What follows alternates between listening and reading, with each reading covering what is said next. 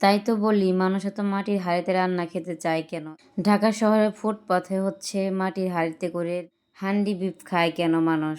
আসসালামু আলাইকুম এভরিওয়ান, কেমন আছেন সবাই? আশা করি সবাই অনেক ভালো আছেন। চলে আসলাম আজকে মাটির হাঁড়িতে রান্না করব বলে। তার জন্য এইখানে হচ্ছে আমি মশলাগুলো নিয়ে নিয়েছি। এই মশলাগুলো একদম তাজা মশলা বেটে তারপরে হচ্ছে আমি রান্না করব। মানে আমি ফ্রিজে রাখা মশলা দিয়ে রান্না করতে আসিনি, এগুলো হচ্ছে নতুন বেটে তারপর রান্না করতে আসছি। এখানে সব কিছু গুছিয়ে নিয়েছি। আর এই চুলাটা কিন্তু আমার নিজে হাতে বানানো, তাই ভাবলাম যে আজকে এই নতুন চুলার মধ্যে আজকে নতুন একটা রেসিপি করা যাক। সেখানে হচ্ছে গরুর মাংস রান্না করব, আর তারপরে হচ্ছে মাটির হাঁড়িতে। ভাবতেই ভালো লাগছে যে আমার নতুন চুলায় আমি তারপরে মাটির হাঁড়িতে রান্না করব, এটা ভেবে তো খুব আনন্দে রান্না করতে বসে পড়েছি আমি। এখানে আমার বোন আমার মা সব কিছু হেল্প করে দিয়েছে আর কি। যাই হোক, মশলা টশলা বেটে দিয়েছে। আর আমি হচ্ছে আগে থেকেই হাঁড়িটা হচ্ছে আমি তেল দিয়ে তারপরে চুলা জ্বালিয়ে নিয়েছি, কারণ পাতিলটা যাতে না ফুটে যায় সেই জন্যে। তো তারপরে হচ্ছে সরিষার তেল আর সয়াবিন তেল দুইটা মিক্সড করে দিয়েছি। সরিষার তেলটা একদম অরিজিনাল, দেখতেই পাচ্ছেন হয়তোবা। তো তারপরে আমি এখানে একে একে মশলাগুলো দিয়ে দিলাম। আগে তেলের মধ্যে তেজপাতা, দারচিনি, এলাচ, লবঙ্গ, কিছুটা শুকনো মরিচ, আনাম শুকনো মরিচ দিয়ে দিলাম। দিয়ে তারপরে হচ্ছে আমি একটু নেড়ে চেড়ে এখানে দিয়ে দেব হচ্ছে পেঁয়াজ কুচি। তো এভাবে কিন্তু আমি আগে কখনো রান্না করিনি, আজকে ফার্স্ট টাইম হচ্ছে রান্না করতে আসছি মাটির হাঁড়িতে। তো এতদিন হচ্ছে ভয় পেয়েছি মাটির হাঁড়ি ভেঙে যাবে বলে, সেজন্যে। তো এখন হচ্ছে নিজে নিজে আর কি একটু সাহস করে রান্না করতে চলে আসলাম, সবাইকে দেখে যে মাটির হাঁড়ি রান্না নাকি অনেকটাই মজার হয়, অনেকটাই ভালো লাগে। যাই হোক, সেটাই আজকে ট্রাই করার জন্য আমিও মাটির হাঁড়িতে রান্না করতে চলে আসলাম। তো এখন দিয়ে দিলাম এখানে পেঁয়াজ কুচি। তো আমার রান্নায় কোনো ভুল ত্রুটি হয়ে থাকলে অবশ্যই কমেন্ট করে জানাবেন। ভিডিওটি ভালো লেগে থাকলে লাইক, কমেন্ট, শেয়ার করতে বলবেন না। কে কোথা থেকে দেখছেন অবশ্যই কমেন্ট করে জানাবেন। আর এদিকে হচ্ছে আমার ছেলেটা একদমই মানে আমাকে ছাড়া তো থাকতেই পারে না। এদিকে তারপরেও হচ্ছে আমি রান্না করতেছি, বারবার আসতেছে যাচ্ছে দেখছে, এইভাবেই চলে যাচ্ছে আর কি। তো আমি এইখানে দিয়ে দিলাম হচ্ছে জিরে বাটা, আদা রসুন আর জিরে বাটা। তো তার সাথে হচ্ছে একটা তাড়া, তারপরে হচ্ছে মানে কিছুটা মশলা আমি হচ্ছে বেটে নিয়েছি। এলাচ, দারচিনি থেকে শুরু করে সব কিছু মিশিয়ে বেটে নিয়েছিলাম। তো এখন হচ্ছে এখানে একে একে হলুদ, মরিচ, লবণ সবই দিয়ে দিব। আর এখানে বলার কোনো কিছু নেই, আমরা সবাই মাংস রান্না করতে জানি, এখানে আসলে বলার কোনো কিছু নেই। কিন্তু এটা হচ্ছে ভিডিও ধারণ করতে আমাদের ভালো লাগে, আর এটা একটা পেশা ধরে নিয়েছি আর কি। মশলার মধ্যে আমি একটু পানি দিয়ে দিলাম মশলাটা ভালো করে কষিয়ে নেওয়ার জন্যে। কে কে আমার ভিডিও দেখেন, কার কাছে আমার ভিডিও ভালো লাগে অবশ্যই কমেন্ট করে জানাবেন।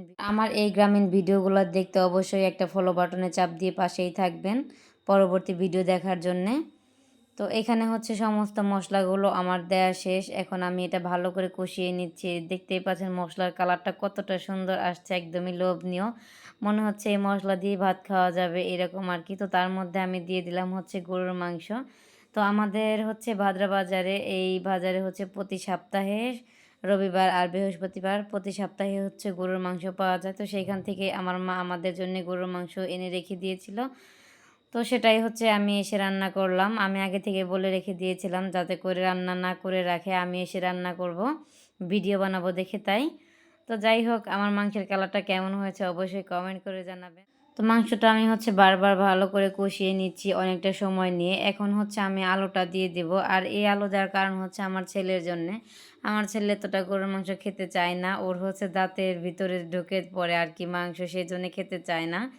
তো যাই হোক, আমার মাংস দেখেন কালারটা কতটা লোভনীয় লাগছে। এখন হচ্ছে আমরা সবাই মিলে কষা মাংস খাবো, সেই জন্যই হচ্ছে আমি এখান থেকে ফ্রিজ নিয়ে এই মাংসগুলো উঠিয়ে নিচ্ছি। আর এই মাংসটা অনেক সময় নিয়ে কষিয়ে নিয়েছি মাংস, কষা মাংস খাবো বলে।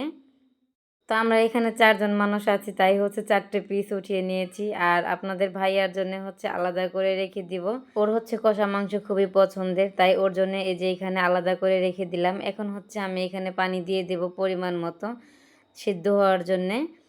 তো আমি আসলে কি বলবো, এতটা মজার এই মাংসটা হয়েছে, আসলে সত্যি অসম্ভব মজার হয়েছে। আমি এই জন্যই ভাবি যে মানুষ মাটির হাঁড়িতে রান্না করে খেতে চায় কেন, আসলে আগে বুঝিনি, এখন বুঝতে পারলাম এই মাংসটা খাওয়ার পরে।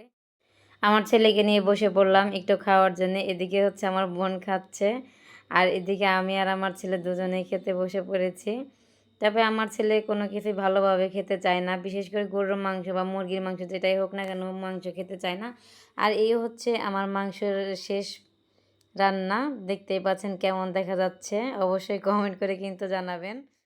আর ভাবলাম যে এই মাংসটা কি দিয়ে খাবো, কি দিয়ে খেলে ভালো লাগবে। তো এতটুকুই আটা ছিল ফ্রিজে রাখা। তো ভাবলাম যে এইটুকু আটা দিয়েই হচ্ছে আজকে পিঠা বানাবো, চিতই পিঠা। আর নতুন করে আর আটা ভাঙালাম না। একদিনে আসলে এত ঝামেলা করা যায় না। আমাদের হচ্ছে আমার হাজব্যান্ডের ছুটি কম, মাত্র মাসে 2 দিন ছুটি। তো এই 2 দিনে একটু বেড়াতে গেলে পরে আরও সময় পাওয়া যায় না। তো এজন্যে হচ্ছে আর চাউল-টাউল এক্সট্রা করে কোনো কিছু করলাম না। এদিকে হচ্ছে আমার ছেলে খেতে চেয়েছে হচ্ছে পোলাও। তো আমরা কেউ পোলাও খাবো না, তাই আমার ছেলের জন্যে হচ্ছে অল্প করে একটু পোলাও রান্না করলাম। এই যে দেখতেই পাচ্ছেন এতটুকু চালেরই পোলাও রান্না করে দিলাম তাকে, শুধুমাত্র আমার ছেলে খাবে বলে। আর আমাদের জন্য হচ্ছে অল্প করে চিতই পিঠা বানাবো। আর এই হচ্ছে আমি চুলায় খোলা বসিয়ে দিচ্ছি। আমার এই নতুন চুলায় রান্না করতে খুবই ভালো লাগছিল আর কি, সত্যি কথা বলতে মানে আমি বোঝাতে পারবো না কতটা ভালো লাগছিল এই নতুন চুলায় রান্না করতে।